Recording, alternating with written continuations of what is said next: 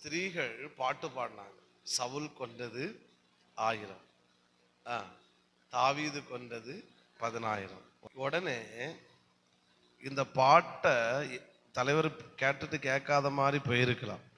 ஆனா என்னாச்சுன்னு சொன்னா, இவங்க பாட்டை கேட்டது இவருக்கு ரொம்ப கஷ்டமாயி போச்சு.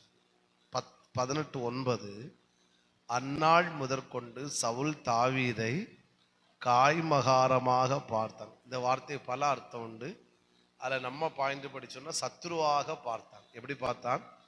சத்ருவாக பார்த்தான். நான் ஏன் ஒருவரை சத்ருவாக பார்க்கக்கூடாதுன்னு முதல் ரீசன் சொன்னேன். இயேசு என்ன எப்படி பார்க்கல? நான் அவர் சத்ருவா இருந்தபோது அவர் என்ன சத்ருவா பார்க்கல.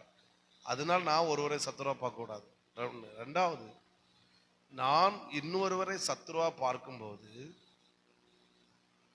நடப்பது என்னன்னா, எனக்கு தான் தீமை ஏற்படுமே ஒழிய நான் பார்க்கிற நபருக்கு எந்த தீமை ஏற்படாது.